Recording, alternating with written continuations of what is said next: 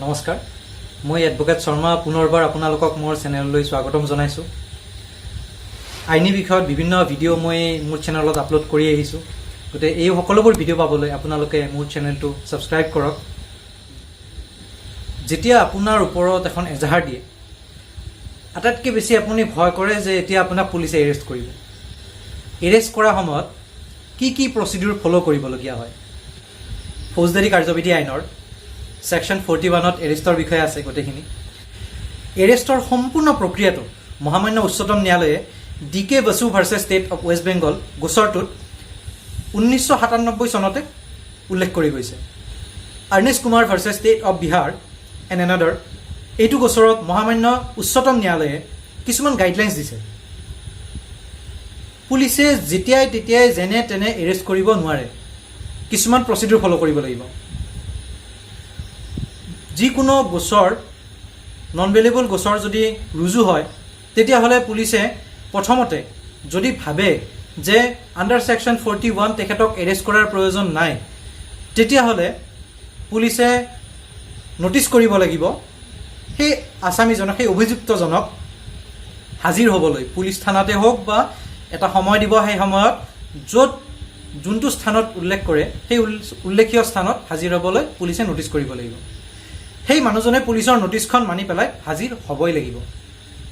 যদি হাজিৰ নহয়, তেতিয়াহ'লে পুলিচে এৰেষ্ট কৰিব পাৰিব। আৰু যদি ন'টিচ মতে যদি তেখেতে হাজিৰ হৈ ন'টিচৰ সম্পূৰ্ণ কথা মানি চলি থাকে, তেতিয়াহ'লে পুলিচে নন বেইলেবল অফেন্স হ'লেও এৰেষ্ট কৰিব নোৱাৰে। আৰু বেইলেবল অফেন্সততো কথাই নাই, বেইলেবল অফেন্সত পুলিচে এৰেষ্ট কৰিব নোৱাৰে। যদি পুলিচে এৰেষ্ট কৰেও, তেতিয়াহ'লে বণ্ডত ৰিলিজ দিব লাগিব।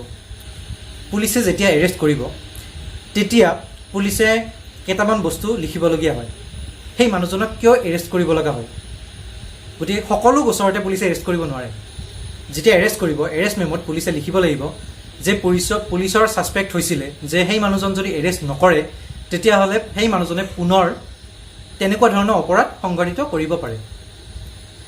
দ্বিতীয়তে, সেই মানুহজনক, অভিযুক্তজনক এৰেষ্ট নকৰিলে পুলিচৰ তদন্তত ব্যাঘাত জন্মিব পাৰে।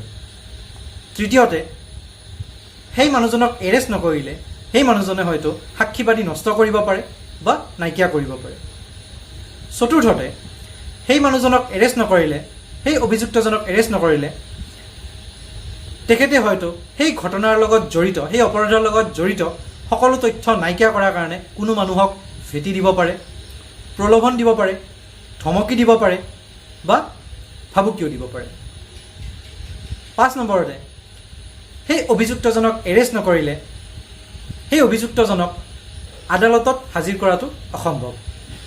তাৰ লগতে তেখেতক 24 ঘণ্টাৰ ভিতৰত স্থানীয় মেজিষ্ট্ৰেটৰ ওচৰত ন্যায়িক দণ্ডাধীশৰ আদালতত হাজিৰ কৰাব লাগিব।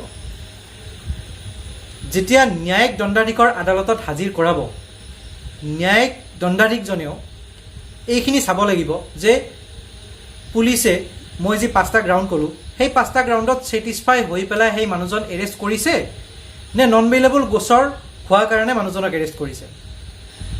আৰু এই সম্পূৰ্ণ প্ৰক্ৰিয়াটো পুলিচেও কোনো কাৰণত যান্ত্ৰিকভাৱে ল'ব নোৱাৰে, আদালতেও ল'ব নোৱাৰে। লগতে এইটো গাইডলাইন্স আছে যে যিখন আণ্ডাৰ ছেকশ্যন 41A ন'টিচ কৰিব, সেই ন'টিচখন গোচৰ ফাইল হোৱাৰ 2 সপ্তাহৰ ভিতৰত কৰিব লাগিব। মহামান্য উচ্চতম ন্যায়ালয়ে ইমানখিনিলৈকে কৈছে, যদি পুলিচে এনেকুৱা কোনো ধৰণৰ কাৰ্যত যদি বিফল হয় বা ফ'ল' নকৰে গাইডলাইন্সখিনি, তেতিয়াহ'লে সেই পুলিচ বিষয়াজনৰ ওপৰত কোৰ্টক অমান্য কৰা গোচৰ ৰুজু হ'ব। তাৰ লগতে ডিপাৰ্টমেণ্টেল একশ্যনো লোৱা হ'ব। আৰু মেজিষ্ট্ৰেটে যদি এইটো ফ'ল' নকৰে, তেতিয়াহ'লে সেইজন মেজিষ্ট্ৰেটৰ ওপৰত ডিপাৰ্টমেণ্টেল একশ্যন হাইকোৰ্টে ল'ব। আজিলৈ ইমানেই। পুনৰ মই আপোনালোকৰ ওচৰলৈ এনেকুৱা ধৰণৰ ভিডিঅ' লৈ আগবাঢ়ি আহি থাকিম। যদি এই ভিডিঅ'টো আপোনালোকৰ ভাল লাগিছে, তেতিয়াহ'লে আপোনালোকে লাইক কৰক।